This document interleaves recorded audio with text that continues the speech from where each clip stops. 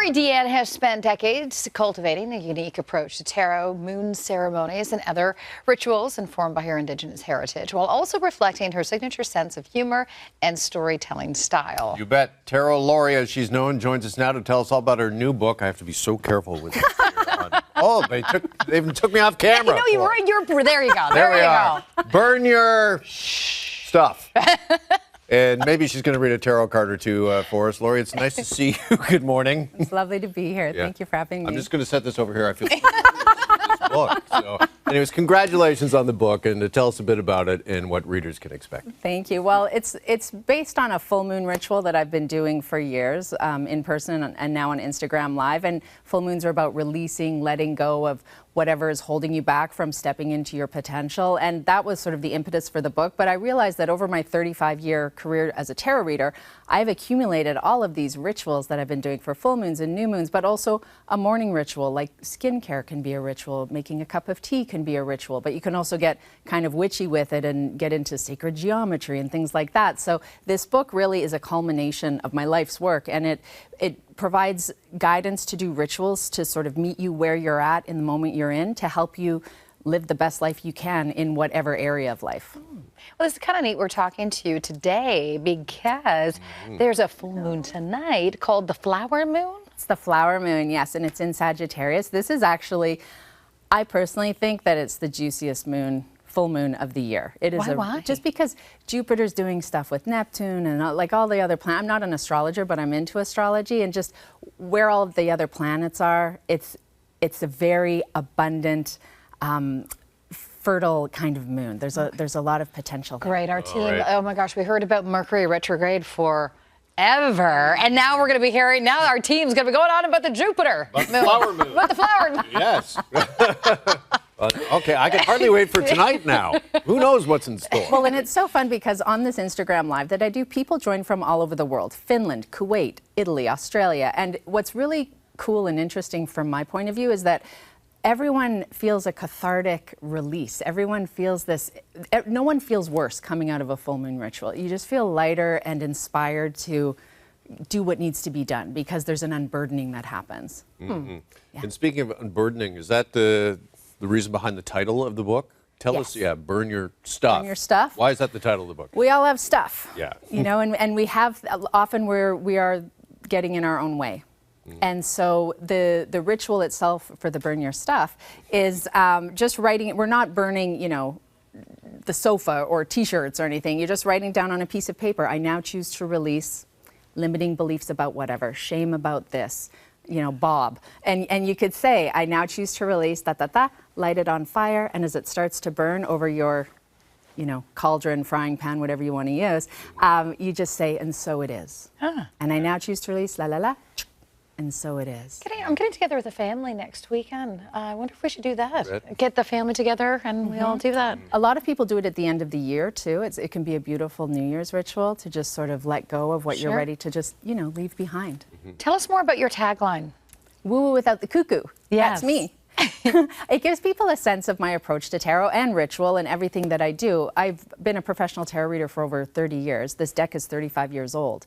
And I take it very seriously, but I'm not goofy about it. I'm not precious about it. I'm not going to scare you or do fortune telling. I never say, like, say goodbye to grandma or anything horrible like that. It's not about that. There are no bad tarot cards, just bad tarot card readers. So my approach is to just be able to let people see how accessible this is and how it's a tool. Rituals are a tool. Tarot is a tool. Astrology is a tool. Okay.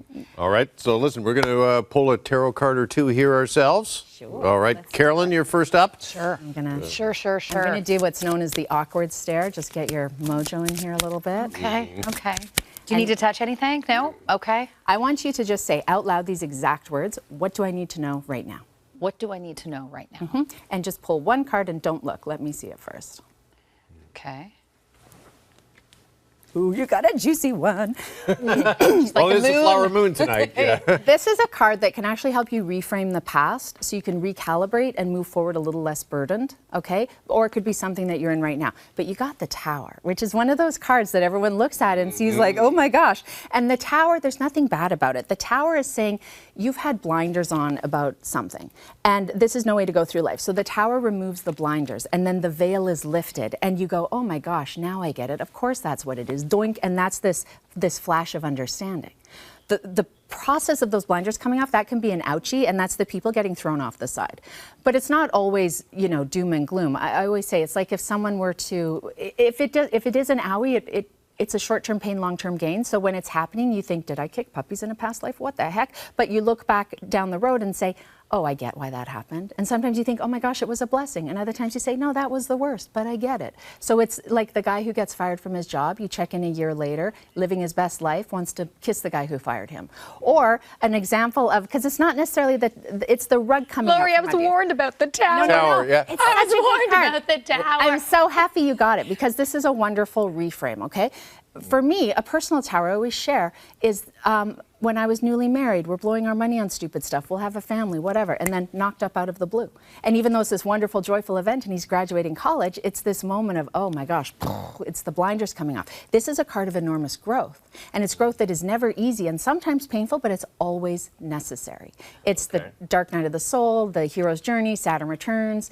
It was COVID for all of us. We went through a global collective tower where whether it's perceived as positive or negative in the moment, you look back at that previous iteration of yourself and you say, oh, I don't even recognize that person. You know, this is how we grow and evolve. So do you see how it's giving you a bit of a reframe so that you can have a higher, more objective view to say like, okay, even though I know this sucks, I know that it needs to happen. We got less than a minute. Can I pull a card and get a quick reading too? The Tower, nice going. That's one of the few that I recognize tarot cards. I know. It's Jeff. It's one of the ones that's so silly in popular culture. Okay, just say, what do I need to know right now? What do I need to know right now? Don't look at it. You got another card that you're gonna be like, ugh, but this is weirdly reassuring. This is such a great example of how there are no bad tarot cards. Okay. This, you know, this is emotional. It doesn't look great, right? It's emotional fragility, it's tender-heartedness, it's things that normally would roll off your back, no big deal, instead stick. And this card is saying you have to just watch that you're not making mountains out of molehills, that you're not making things 98% bigger in your head than they really are. It feels like a rain cloud overhead just splooshing down on you, and it's a tsunami when you're under it. And this card is actually reassuring you, saying that that rain cloud will eventually dissipate on its own, or more often than not, you look up and go, oh my gosh, it's a rain cloud, and you just kind of leave it behind. Okay, so that card is kind of like this too shall pass? Yes, very much so. And it's actually advising you, just watch that you're not mistaking rain clouds for tsunamis. Okay, there we are. So I think we both had a little refreshing insight into our lives this morning. I wasn't expecting that when I came to work. Love to reflect on. Thank you so much, Lori. The book. Are you ready to threw it over there. It's right there on the monitor. Okay. Let's just play it safe. It is out May 28th. Next Tuesday. Lori, thank you. Thank you so much.